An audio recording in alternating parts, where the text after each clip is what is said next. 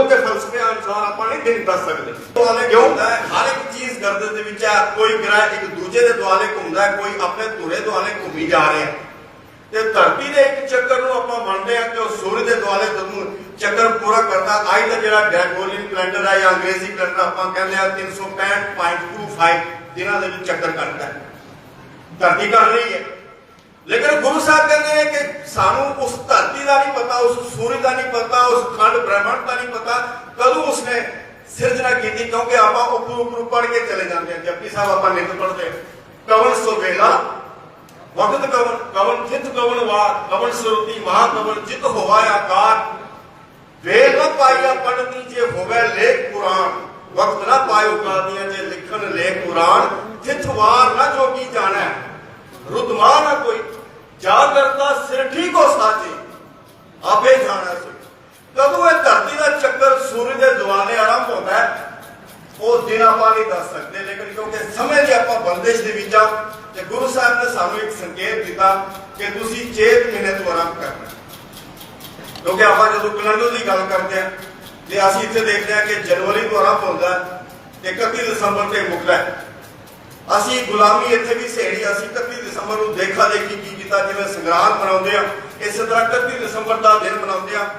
साडियां बहुत सारियां जथेबंदियां कीर्तन दरबार कराउणा शुरू हो गया। चलो उन्होंने आप इस एंगल नाल लैंदे आ कि किसी नूं शराब तो हटा के जुए तो हटा के इस पासे ले आईए तो चंगी गल है, पर देखना तो यह है कि मेरे वर्गी नौजवान कोई जथेबंदी बनाई किसी ने, उसकी एक ज्यूरिसडिक्शन है, उसकी एक ज्यूरिसडिक्शन है। एक दिन 31 दिसंबर वाले दिन आप रात को 12 बजे 5 जकारे छड़ के नवे साल की आमद कहते हैं, वो गुरमत का कंसैप्ट नहीं है। गुरमत का कंसैप्ट वो नहीं है। इत्थे निरंतरता चाहिए है, निरंतरता चाहिए कि साडे घरां दे विच काकटेल पार्टियां ना होण। एक दिन 31 दिसंबर वाले दिन आप कीर्तन दरबार करके अपनी रिस्पांसिबिलिटी नूं पूरा होया नहीं समझ सकते। इस दे विच निरंतरता चाहिए। लेकिन यह जिहड़ा तुसीं अज मना रहे हो एक चेत, 31 दिसंबर की तर्ज के उपर नहीं है। क्योंकि उत्थे आपां देखदे हां जे असीं साल की गल करिए, इत्थे असीं जनवरी तो आरंभ मनदे हां महीने नूं इस ग्रेगोरियन कैलेंडर अनुसार ही। चाइना दे विच तुसीं चले जाओ, उत्थे फरवरी तो साल की आरंभता मनी जाती है। जे असीं हिजरी कैलेंडर की गल करिए जिहड़ा इस्लाम धर्म दे विच लागू है, उसका साल आरंभ होता है 25, 26, 27, 28, 29 जुलाई नूं। इन्हां दिनां दे विच आरंभ होता है हर साल, तकरीबन 6-7 महीने बाद इस कैलेंडर तो। इसका मतलब है कि असीं वो पहला दिन नहीं मिथ सकते। लेकिन असीं समय की एक बंदिश दे विच रहिंदे होए सानू ये संकेत मिलता कि आपां इत्थों आरंभ करते हैं। हुण मूल नानकशाही कैलेंडर दी आपां जदों होण दी गल करते हैं, इसकी महत्ता की गल करते हैं, समझण दी लोड़ है सानू। क्यों जरूरी? गुरु नानक पातशाह जी संसार दे विच आउंदे आ ते एक वखरा धर्म उसकी सिरजना करते हैं। और आपां देखते हैं किसी कौम, किसी समाज, किसी धर्म दी वखरी होंद, उसकी आइडेंटिटी, उसका फलसफा, उसकी विचारधारा, उसकी वखरी दिख, उसकी खुद मुख्तारी, उसकी इंडिपेंडेंस कुछ सिद्धांतों के उपर रेस्ट करती है। उसका आधार है कोई, जिवें किसी धर्म की वखरी होने का प्रतीक है सब तो पहला कि उसके कोल अपना धार्मिक ग्रंथ होवे। जिन्हां कौमां कोल धार्मिक ग्रंथ नहीं, वो दूजे वाल वेखदे ने भाई साडे घर दे विच बच्चा जम्मिया आपां करना की है, साडे घर दे विच मौत हो गई आपां करना की है, साडे घर दे विच किसी बच्चे बच्ची का आनंद कारज आपां करना की है। असीं समाज दे विच विचरना है, किस ढंग दे नाल विचरना है, साडी आर्थिक नीति की होवेगी, साडी राजनीतिक नीति की है, साडा समाजिक वर्त वर्तारा किस तरह, असीं धार्मिक तल ते किवें चलना है, इस दे लई ये सारियां चीज़ां चाहीदियां ते उसदा आधार है धार्मिक ग्रंथ। ये धार्मिक ग्रंथ पहला ये स्तंभ है, एक पिलर है, द मेन पिलर किसी कौम की वखरी आइडेंटिटी का। उस तो बाद आपां देखदे हां कि उस कौम दा एक केंद्री धार्मिक स्थान चाहिए। अज साडा केंद्री धार्मिक स्थान आपां दरबार साहब नूं मनदे हां। दरबार साहब दे आले दुआले कोई घटना वापरदी है, साडे हिरदे वलूंदरे जांदे है। फिर आपां देखदे हां कि कोई फॉरन कंट्री तो कोई भी VIP आउंदा ते ओ दरबार साहब जांदा, जां साडी भी अंदर एक तांग होंदी है कि दरबार साहब जरूर जाए, क्योंकि साडी एक वखरी होने का प्रतीक है। इस तरह उस कौम के धार्मिक केंद्र चाहिए है, जिवें साडा एक केंद्र है, एक इंस्टीट्यूशन है। ये नहीं भाई बाला प्रीतम त्रिकुटा नगर बस इत्थे तक सीमित हो गया, नहीं, दिस इज एन इंस्टीट्यूशन। इस दे नाल बहुत सारिया चीज़ां जुड़ियां हुई हैं। इत्थे लाइब्रेरी भी है, इत्थे लंगर भी है, इत्थे पंगत भी है, इत्थे डिस्पेंसरी भी है। इत्थे आए गए नूं जिहड़ा गरीब है उसनूं कपड़ा मिलता, उसनूं खाण दे लई भोजन मिलता है, रहन बसेरा है, एक इंस्टीट्यूशन है। तो गुरु साहिबान ने इंस्टीट्यूशन कायम किए। इस तरह असी देखते हैं कि किसी कौम की वक्री होने का प्रतीक है उसकी राजनीतिक शक्ति,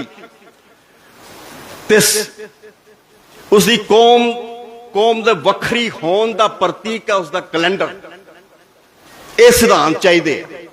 हुण गुरु साहिबान ने, क्योंकि समा थोड़ा रह चुका है, गुरु साहिबान ने सारिया चीज़ां सानू दित्तियां एक्सैप्ट कैलेंडर। कैलेंडर का एक, क्योंकि गुरु साहब ने सानू संकेत दे दिता सी, समय समय के अंदर गुरु नानक पातशाह जी ने आप देखते हैं सारे सिद्धांत दे दिते, लेकिन क्योंकि एक जामे दे विच सारिया चीज़ां पूरियां नहीं सन हो सकदियां, उन्होंने प्रगट किया गया अलग अलग जामिया दे विच, क्योंकि जो तो हा जुगत साए सह काया फिर पलटी है। गुरु नानक पातशाह जी ने जदों इस समाज की सिरजना की, उन्होंने विचार गोचरे सारे सिद्धांत ने। इसलिए गुरु साहब ने संगत के सिद्धांत के विचों वो विचारधारा लियांदी, जैसी मैं आवे खसम की बाणी तैसड़ा करी ज्ञान वे ला लो। ये विचारधारा धार्मिक ग्रंथ का आधार है। और उस संगत के विच प्रचार दे गए गुरबाणी का कीर्तन, गुरबाणी की गुरमत की विचार करते गए। जिहड़ा इस विचारधारा को अडाप्ट करता गया वो सिख सजदा गया। तो हौली हौली पंजवें जामे दे विच आके आप देखते हैं, यह धार्मिक ग्रंथ आदि बीड़ के रूप में तैयार होया, जिस दे विच 34 महापुरुषों की बाणी है। गुरु अर्जन पातशाह जी तक 5 गुरु साहिबान, ते गुरु नानक पातशाह जी ने 15 भगतां की बाणी नाल लियांदी प्रचारक दौरियां दे विच। ते इस तरह 11 भट्ट साहिबान ते 3 गुरसिख, ये सारे महापुरुष जिहड़े 34 सन, वो आदि बीड़ दे विच गुरु साहब ने सारियां दी रचना दर्ज की। 1604 दे विच दा प्रकाश किया। और बाद दे विच गुरु गोबिंद सिंह पातशाह जी ने धन गुरु तेग बहादुर पातशाह जी की बाणी ऐड करके 35 महापुरुषों की बाणी ते इस धार्मिक ग्रंथ नूं गुरु की पदवी देती 1708 दे विच। यह साडी होंद दा प्रतीक है। और धार्मिक केंद्र स्थापित किए। फिर आप देखते हैं करतारपुर तो शुरू हो जाओ, असी इस फलसफे को समझिया नहीं। करतारपुर तो खडूर साहब, गोइंदवाल, फिर आप देखते हैं अमृतसर, तरन ताਰਨ, फिर गुरदासपुर, उत्थे करतारपुर, फिर कीरतपुर, फिर आनंदपुर। यह साडी एक वक्री होने का प्रतीक है। बाबा बंदा सिंह बहादुर का राज, क्योंकि मैं संखेप में विचार करा, इससे आधारित कायम होता, क्योंकि गुरु साहिबान ने सारिया चीज़ां घड़ के दे दित्तियां कि साडा एक वखरा समाज है, साडा राज होवेगा इस थां ते। और एक केंद्र स्थापित किए है। महाराजा रणजीत सिंह का राज इससे आधारित रहा। और साडे हद बनना आप देखते हैं काबुल कंधार तो लैके इधर चाइना के बार्डर तक थी, क्योंकि आप खुद मुख्तियार समाज आप गुलाम पैदा नहीं होए, गुलाम आप रहना नहीं, तो गुलाम असी सहेड़ नहीं सकते। गुरु साहब ने सानू खुद मुख्तियार समाज के रूप में सिरजिया सन। इस तरह जी वक्री होने का प्रतीक सी उसी राजनीतिक शक्ति। ते 6वें जामे दे विच आके गुरु नानक के सिद्धांत नूं भगती ते शक्ति दे संत ते सिपाही दे सुमेल नूं आके अकाल तख्त की सिरजना करके सानू एक राजनीतिक शक्ति दे दी। और दिल्ली के तख्त नालों यह थड़ा उच्चा उसारिया कि दिल्ली का तख्त साडी पैर की नोक थले रहेगा। दिल्ली का तख्त साडी पैर की नोक थले रहेगा। यह राजनीतिक शक्ति सी साडी। और आप देखते हैं कि फिर समा आउंदा 1849 जदों सिख राज चला जाता है, डोगरियां दी उस अकिरत घनता ते घुसपैठ की वजह के नाल ते साडे अपने लीडरां दी अचेतता के कारण आप राज जदों खोंदे आ, गुलाम बनते हैं, तो फिर 19वीं सदी के एंड तक और 20वीं सदी के आगाज तक आप गुलामी का एक जीवन सहेड़ते हैं। लेकिन योधे नितरदे आ गुरमुख सिंह और ज्ञानी दित सिंह वर्गे, जिन्होंने कौम नूं एक सेध मुड़के दी है।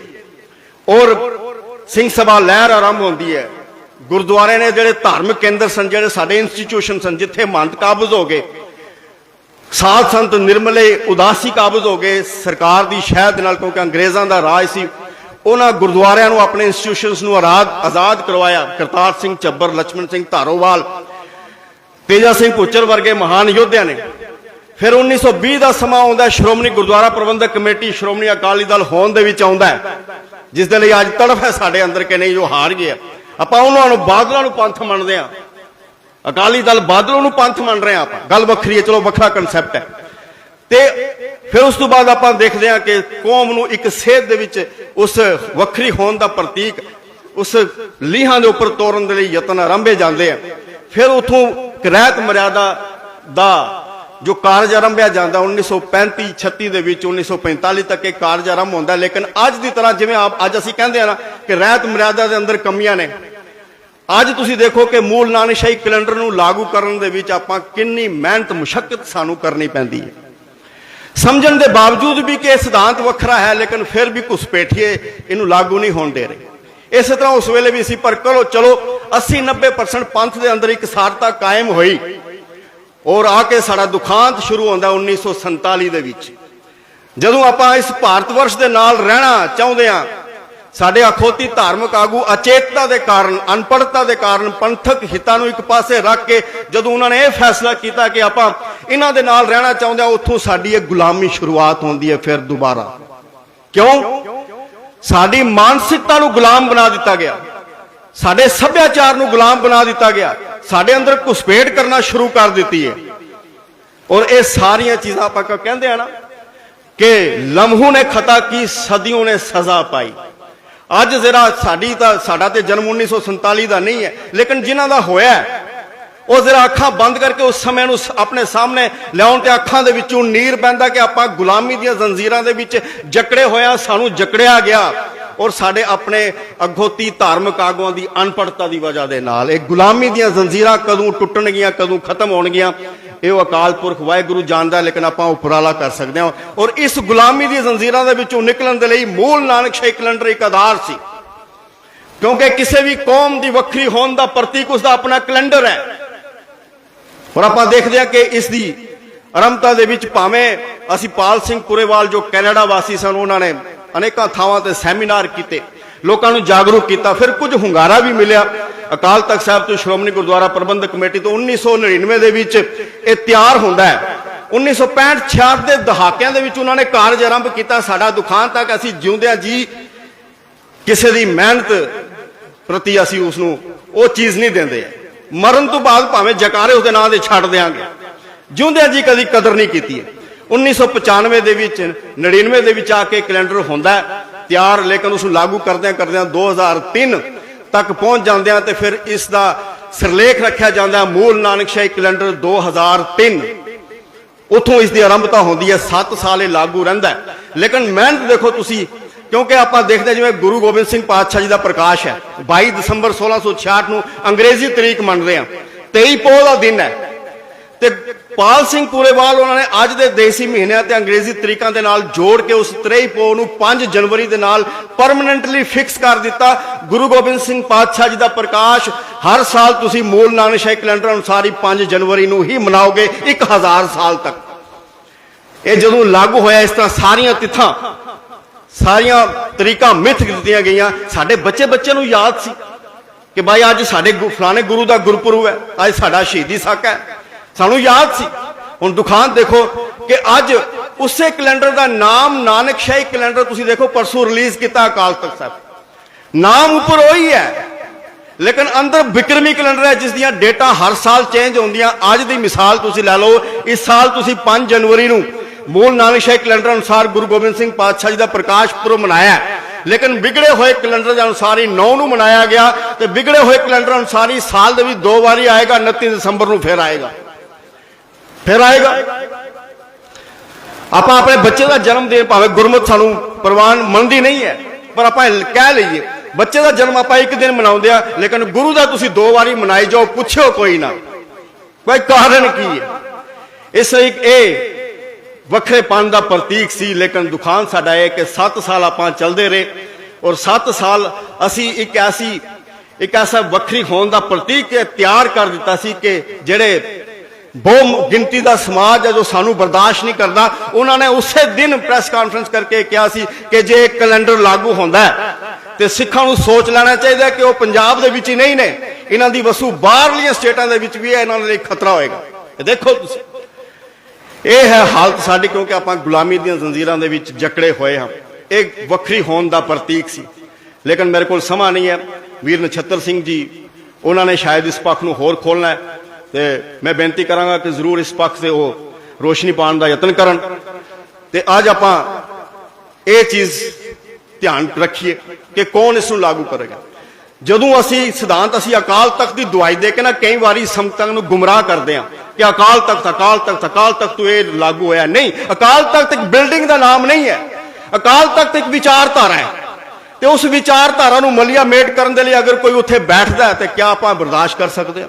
ਅਕਾਲ ਤਖਤ ਆਪਣੀ ਜਗ੍ਹਾ ਇੱਕ ਵਿਚਾਰਧਾਰਾ ਹੈ। ਉਸ ਵਿਚਾਰਧਾਰਾ ਨੂੰ ਮਲੀਆ ਮੇਟ ਕਰਕੇ ਸਿੱਖਾਂ ਦੀ ਵੱਖਰੀ ਹੋਂਦ ਨੂੰ, ਉਸ ਪ੍ਰਤੀਕ ਨੂੰ ਜੇ ਅਗਰ ਅਸੀਂ ਖੁਰਾ ਖੋਜ ਉਸ ਦਾ ਮਿਟਾਉਣਾ ਚਾਹੁੰਦੇ ਹਾਂ ਤਾਂ ਫਿਰ ਅੱਜ ਖੜਾ ਹੋਣਾ ਪਏਗਾ ਕਿਸ ਨੂੰ? ਨੌਜਵਾਨਾਂ ਨੂੰ, ਹਰ ਪ੍ਰਬੰਧਕ ਕਮੇਟੀ ਨੂੰ, ਹਰ ਮੇਰੇ ਵਰਗੇ ਪ੍ਰਚਾਰਕ ਨੂੰ, ਹਰ ਗ੍ਰੰਥੀ ਤੇ ਰਾਗੀ ਨੂੰ, ਹਰ ਪ੍ਰਬੰਧਕ ਵੀਰ ਨੂੰ ਖੜਾ ਹੋਣਾ ਪਏਗਾ ਤੇ ਇੱਕ ਲਹਿਰ ਦੀ ਰੂਪ ਦੇ ਵਿੱਚ ਇਸ ਲਹਿਰ ਨੂੰ ਤਿਆਰ ਕਰੋ ਕਿ ਮੂਲ ਨਾਨਕ ਸ਼ਾਹੀ ਕੈਲੰਡਰ 2003 ਸਾਡੀ ਹੋਂਦ ਦਾ ਪ੍ਰਤੀਕ ਹੈ। परम सत्कारयोग गुरु रूप साध संगत आओ, सतगुरां दी बख्शिश कीती प्यार भरी फतेह प्रवान करो ते गज के बुलाओ। वाहिगुरू जी का खालसा, वाहिगुरू जी की फतेह। आप जी ने सत्कारयोग भाई साहब भाई सतिंदर सिंह जी, गुरु ग्रंथ साहिब स्टडी सर्कल जम्मू कश्मीर, तकरीबन आधा घंटा गुरमत विचारां ते मूल नानक शाही कैलेंडर क्यों जरूरी है उस दे उत्ते विरवता भरपूर गुरमत विचारां श्रवण कीतियां ने। ਅਸੀਂ ਇਹਨਾਂ ਦਾ ਵਿਸ਼ੇਸ਼ ਰੂਪ ਦੇ ਵਿੱਚ ਬਹੁਤ ਬਹੁਤ ਧੰਨਵਾਦ ਕਰਦੇ ਹਾਂ। ਅੱਜ ਦਾ ਇਹ ਵਿਸ਼ੇਸ਼ ਗੁਰਮਤ ਸਮਾਗਮ ਜੋ ਕਿ ਮੂਲ ਨਾਨਕ ਸ਼ਾਹੀ ਕੈਲੰਡਰ 2003 ਦੇ ਅਨੁਸਾਰ ਸਿੱਖ ਦੀ ਵੱਖਰੀ ਹੋਂਦ ਤੇ ਹਸਤੀ ਦਾ ਸੂਚਕ ਹੈ। ਨਵੇਂ ਸਾਲ ਦੇ ਆਗਮਨ ਦੇ ਸੰਬੰਧ ਦੇ ਵਿੱਚ ਅਤੇ ਕੌਮੀ ਯੋਧੇ ਭਾਈ ਸੰਦੀਪ ਸਿੰਘ ਦੀਪ ਸਿੱਧੂ ਦੀ ਯਾਦ ਦੇ ਵਿੱਚ ਰੱਖਿਆ ਗਿਆ। ਉਹ ਇਸ ਕਰਕੇ ਕਿ ਉਸ ਵੀਰ ਦੀ ਜਿਹੜੀ ਸੋਚ ਸੀ ਕੌਮ ਨੂੰ ਲੈ ਕੇ, ਪੰਜਾਬ ਦੇ ਪ੍ਰਤੀ, ਪੰਜਾਬੀਅਤ ਦੇ ਪ੍ਰਤੀ ਜਿਹੜੀ ਸੋਚ ਉਸ ਚੀਜ਼ ਨੂੰ ਸਮਰਪਿਤ ਸੀ, ਅਸੀਂ ਉਸ ਦੀ ਸੋਚ ਨੂੰ ਯਾਦ ਕਰਦੇ ਹਾਂ, ਉਹਨੂੰ ਯਾਦ ਕਰ ਰਹੇ ਹਾਂ। ਸੋ ਸਾਡੇ ਪਾਸ ਪੰਜਾਬ ਤੋਂ ਵਿਸ਼ੇਸ਼ ਰੂਪ ਦੇ ਵਿੱਚ ਪ੍ਰਚਾਰਕ ਭਾਈ ਸਾਹਿਬ ਭਾਈ ਨਛੱਤਰ ਸਿੰਘ ਜੀ ਵੀ ਪਹੁੰਚ ਚੁੱਕੇ ਨੇ, ਉਹਨਾਂ ਨੇ ਵੀ ਹਾਜ਼ਰੀ ਭਰਨੀ ਹੈ। ਤੇ ਸਾਡੇ ਪਾਸ ਸਤਿਕਾਰਯੋਗ ਭਾਈ ਸਾਹਿਬ ਭਾਈ ਸ਼ੁਭਦੀਪ ਸਿੰਘ ਜੀ, ਹਜ਼ੂਰੀ ਰਾਗੀ ਜਥਾ ਸ਼੍ਰੀ ਦਰਬਾਰ ਸਾਹਿਬ ਅੰਮ੍ਰਿਤਸਰ, ਉਹ ਪਹੁੰਚੇ ਨੇ। ਉਹਨਾਂ ਨੇ ਹੁਣ ਆਪ ਜੀ ਨੂੰ ਤਕਰੀਬਨ 9 ਵਜੇ ਤੱਕ ਗੁਰਬਾਣੀ ਦੇ ਮਨੋਹਰ ਕੀਰਤਨ ਦੇ ਨਾਲ ਜੁੜਨਾ ਹੈ। ਆਓ ਇਹਨਾਂ ਨੂੰ ਜੀ ਆਇਆਂ ਆਖਦੇ ਹਾਂ, ਇੱਕ ਜਗੈਰਾ ਲਗਾਈਏ। ਬੋਲੇ ਸੋ ਨਿਹਾਲ। ਸੋ ਇਹਨਾਂ ਦੇ ਪ੍ਰਤੀ ਬੇਨਤੀ ਹੈ ਕਿ ਉਹ ਕਿਰਪਾ ਕਰਕੇ ਸਟੇਜ ਤੇ ਆਣ। 9 ਵਜੇ ਤੱਕ ਆਪ ਜੀ ਨੂੰ ਗੁਰਬਾਣੀ ਕੀਰਤਨ ਦੇ ਨਾਲ ਜੁੜਨਗੇ। ਬੇਨਤੀ ਹੈ ਕਿ ਇੱਕ ਬਾਣੀ ਚੈਨਲ ਦੇ ਉੱਪਰ ਇਹ ਲਾਈਵ ਟੈਲੀਕਾਸਟ ਜਿਹੜਾ ਹੈ ਇਹ ਸਾਰਾ ਸਮਾਗਮ ਹੋ ਰਿਹਾ ਹੈ। ਗੁਰਬਾਣੀ ਅਖੰਡ ਬਾਣੀ ਚੈਨਲ ਦੇ ਉੱਪਰ ਵੀ ਹੋ ਰਿਹਾ ਹੈ। ਆਪਸੀ ਸਾਂਝ ਟੀਵੀ ਚੈਨਲ ਦੇ ਉੱਪਰ ਵੀ ਇਹ ਲਾਈਵ ਟੈਲੀਕਾਸਟ ਕੀਤਾ ਜਾ ਰਿਹਾ ਹੈ। ਵੀਰ ਪੁਸ਼ਪਿੰਦਰ ਸਿੰਘ ਜੀ ਉਹ ਵੀ ਆਪਣੇ ਚੈਨਲ ਤੋਂ ਜਿਹੜਾ ਨੇ ਇਸ ਨੂੰ ਲਾਈਵ ਟੈਲੀਕਾਸਟ ਕਰ ਰਹੇ ਨੇ। ਸੋ ਬੇਨਤੀ ਹੈ ਸੰਗਤਾਂ ਦੇ ਪ੍ਰਤੀ ਕਿ ਆਪ ਜੀ ਇਸੇ ਤਰੀਕੇ ਨਾਲ ਪਿਆਰ ਸਤਿਕਾਰ ਦੇ ਨਾਲ ਦੀਵਾਨ ਦੇ ਵਿੱਚ ਸਜੇ ਰਹੋ। तो जो अगला प्रोग्राम है वो भी आप जी ने श्रवण करना है। ਹੁਣ ਸਤਿਕਾਰਯੋਗ ਭਾਈ ਸਾਹਿਬ ਭਾਈ ਸ਼ੁਭਦੀਪ ਸਿੰਘ ਜੀ, ਹਜ਼ੂਰੀ ਰਾਗੀ ਜਥਾ ਸ਼੍ਰੀ ਦਰਬਾਰ ਸਾਹਿਬ ਅੰਮ੍ਰਿਤਸਰ, 9 ਵਜੇ ਤੱਕ ਆਪ ਜੀ ਉਹਨਾਂ ਤੋਂ ਗੁਰਬਾਣੀ ਕੀਰਤਨ ਸਰਵਣ ਕਰੋ। ਵਾਹਿਗੁਰੂ ਜੀ ਕਾ ਖਾਲਸਾ, ਵਾਹਿਗੁਰੂ ਜੀ ਕੀ ਫਤਿਹ। ਵਾਹਿਗੁਰੂ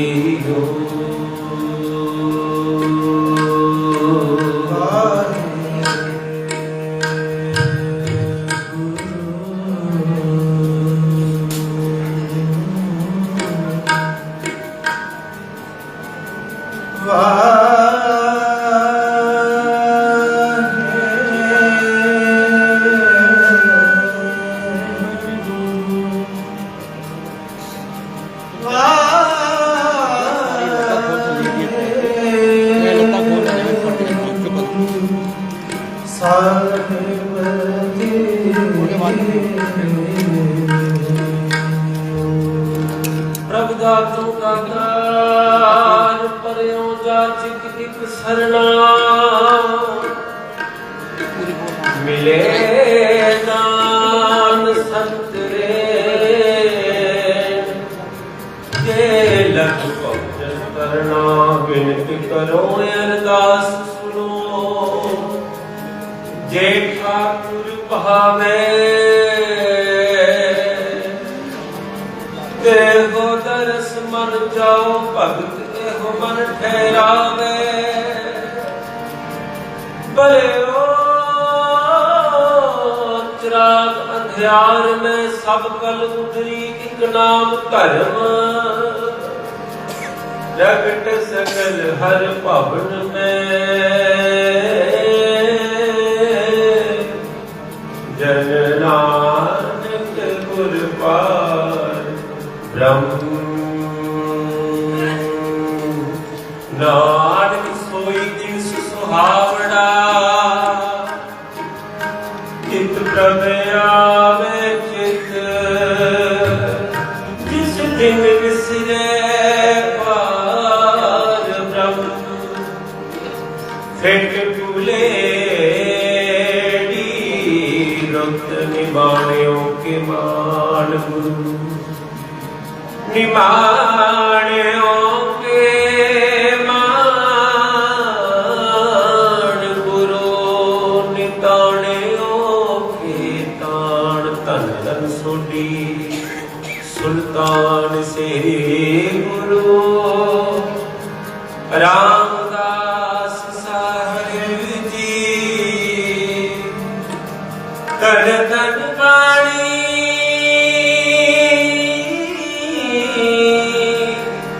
बाणी गुरु शब्द गुरु श्री गुरु ग्रंथ साहिब जियो महाराज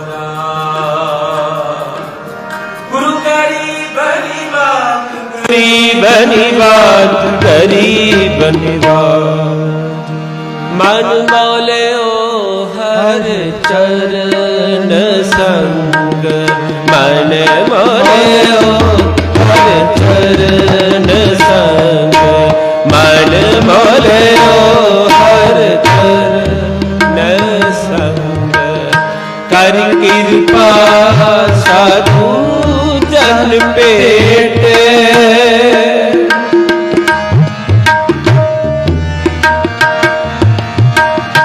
कर कृपा साधु जन पेट नित रातो हर नाम रंग मन मोले ओ हर चरण संग मन मोले ओ हर चरण संग मन मोले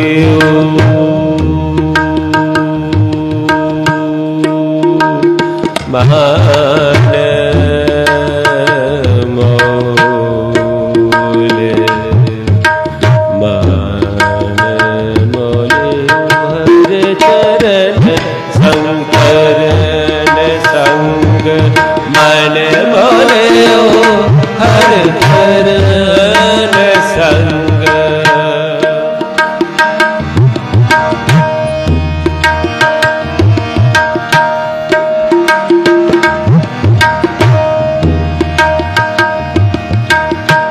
किल बिख बिन से गाए गुना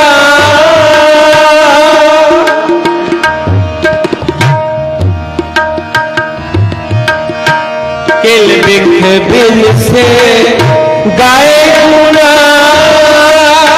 अन दिन उपजी सहज गुना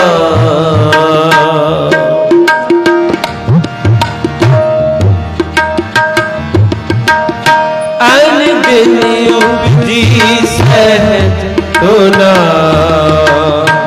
कर कृपा प्रगटे गोपाल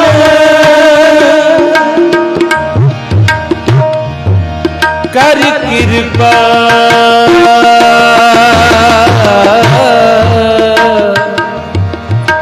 कर कृपा प्रगटे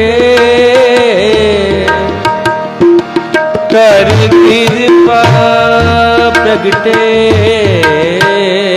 गोपाल प्रगटे गोपाल लड़लाए उदार दीन दयाल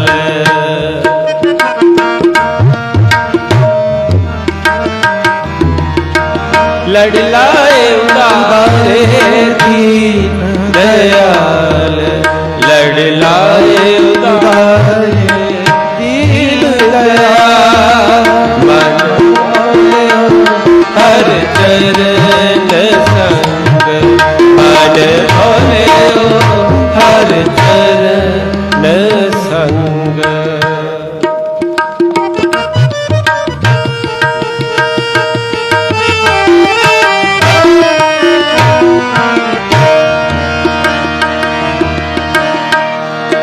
मन होआ साधु दूर हो मन होआ साधु दूर नित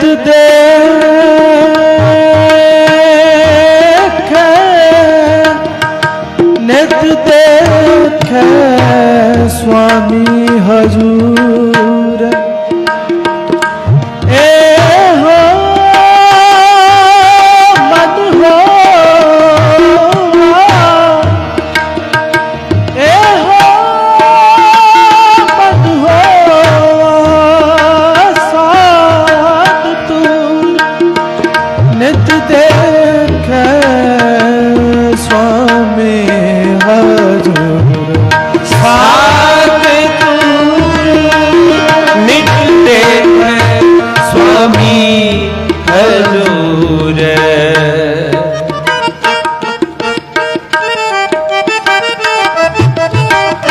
नित देखे स्वामी हजूर काम क्रोध तृष्णा गई काम क्रोध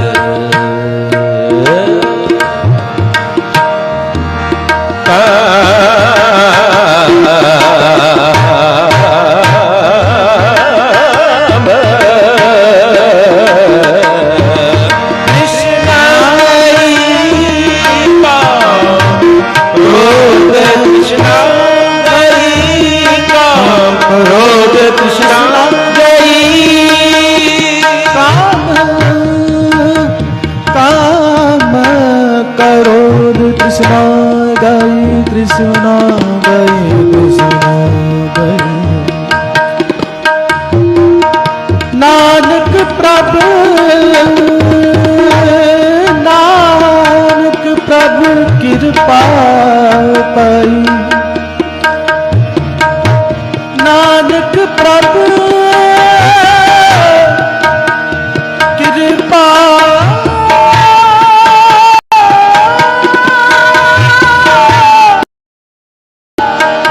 कृपा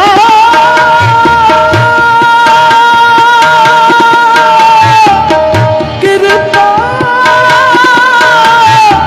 कृपा नानक कृपा नानक नानक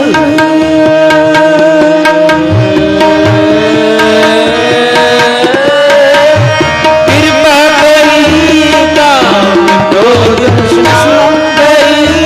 नानक कब कृपा पई नानक कब कृपा पई नानक कब कृपा पई मन मोलयो हर चरण संग मन मोलयो हर चरण संग कर कृपा साधु जन पेट कर कृपा साधु जन पेट नित्या तो हर नाम रंग मन मोलयो हर मन मोलयो हर मन मोलयो हर चरण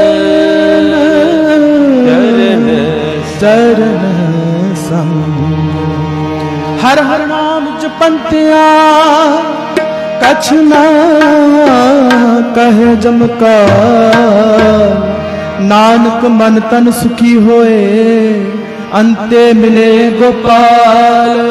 हर का नाम ध्याय के हो हरिया पाय, कर्म लिखते पाइए सुहाय। मत भवन आया फल पाय, मिल साधु की उपजै लथि सब छाई।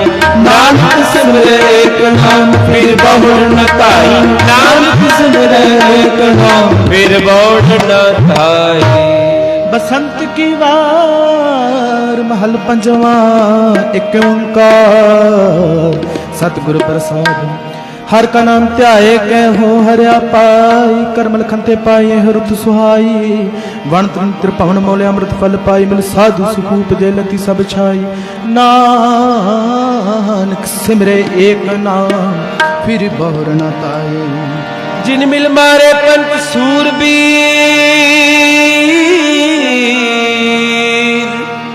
ऐसो कौन बली रे जिन पंच मार बिदार गुदारे। सो पूरा एक कली रे पंजे बदे महाबली, काज सच्चा टोहा अपने चमच पायल।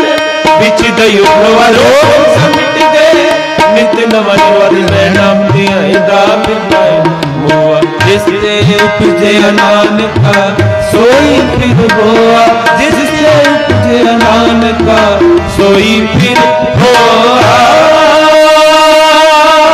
पंजे बदे महाबली कर सच्चा टोआ, अपने चरण जपायन विच दयो खड़ोआ। रोग सोग सब मिट गए, नित नवा निरोआ। दिन रहन नाम ध्याइंदा फिर पाए ना मोआ, जिस ते उपजया नानका सोई फिर